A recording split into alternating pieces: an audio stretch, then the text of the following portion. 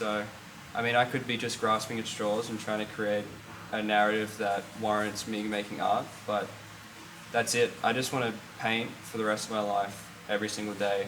And inspirations come and go depending on where I am, what I'm doing, if I'm sad, angry, happy, wherever, or if I'm somewhere around the world, inspired by animals, the fires happen around Australia. It always changes. So every day brings new inspiration, new ideas. You'll always see the same line work, the same imagery in my work, and that revolves around that monster type of aesthetic.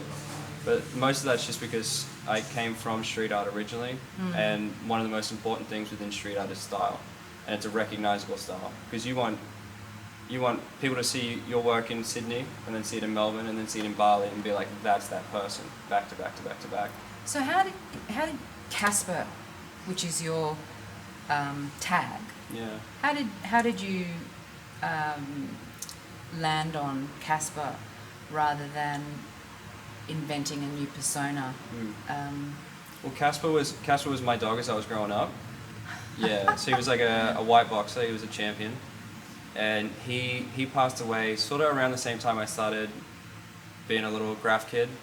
So he passed away, and then I volunteered at the RSPCA in the Animal Wildlife Hospital for about 2 years after that. It really affected me. I never had anything die in front of me or lose loss of life, and I was just like absolutely struck. I've always loved animals, but from that point I was like, okay, this is a huge passion of mine. And then I started writing his name everywhere. So I used to write Show, Slash, Oshi, and a bunch of different names. I just went through one or the other. They never meant anything. I just put them together. But Kasper was good, not only because it was special to me, but because the series of letters, like with graffiti, it's really important that you are drawing letters that you like. And I like Kasper. Every letter in that is really fun. Like for example, his name was spelled with a C, if I was to ever write it on paper or whatever, back in the day. But a K at the beginning of the word and an R at the end, the symmetry of it was really beautiful. So it just fit really well. And C's can get pretty boring. There's only so much style you can do with that until it starts looking like a G or it starts looping up like a U or something. But there's great visual tension in a K. Yeah. It's a great letter to work in typography. So how important is the name, the pseudonym or the tag to other street artists? Because obviously artists aren't tagging their name. Like you don't see Peter, you don't see John. You see these great, they're really cool pieces of typography. They're icons.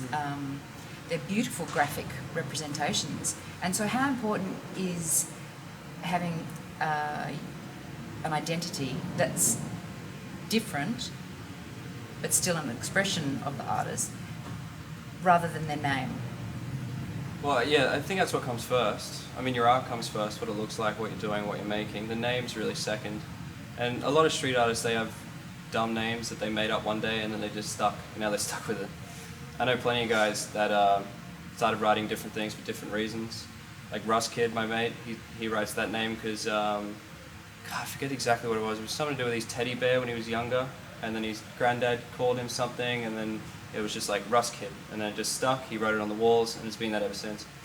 Because when you pick up a spray can and you're really motivated, and you put up a hell of a lot of work everywhere that you go, and the thing that defines that it's you is a particular name, the last thing you want to do is abandon that because you've abandoned every piece that was behind you.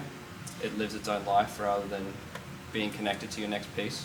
So once you identify and settle on a name, do you practice on paper, in a studio? I mean, how is the process of learning for most of the street artists? Is there, while it looks free and it looks very spontaneous, and the fluid line work is really quite magical, is that all practiced somewhere, or is it just straight onto the wall on the streets and you can probably just observe yourself, there's increments of, maturing of the line work, etc.? Or is there some, hidden away practice session? in a studio somewhere? I think everyone I know who's an artist that has this type of medium or background, all of them draw all the time. You always have a book on you, sketching something, playing around.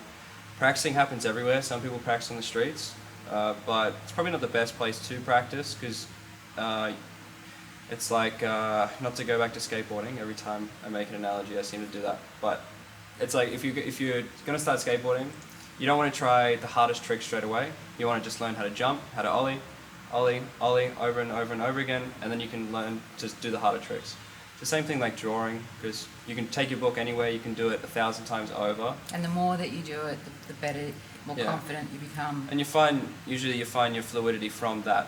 I find a lot of people go from pen to paper to wall. Sometimes it's different, but I mean, walls are sometimes few and far between. So when you're about to hit a spot, you probably want to have in mind sort of what you want to do. I mean, I don't really know any street artists that just go up to a wall and just pick up a spray can and just let their mind flow or whatever. They usually have a concept. In the moment. Yeah. Like for me, I freestyle pieces and stuff, but you've considered. yeah. But as I do an eye, then an eye goes here, and then this and that. It's all just from years and years of doing similar work and refining that, and then expanding it onto a wall. Gosh, this has just been such a great download. I know that you've got an exhibition to get ready for. So,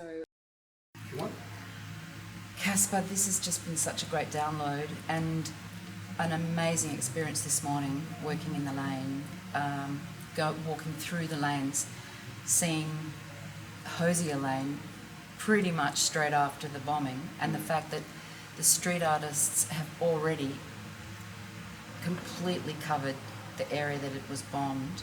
You have just introduced me to an extraordinary journey and introduced me to this fabulous studio that you are working from, and you've got an exhibition to get ready for.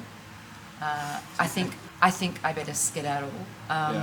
It's just been wonderful, and so thank you for your time. No, thanks for coming. It's been cool. Today was awesome. Painting, teaching, learning from everybody else.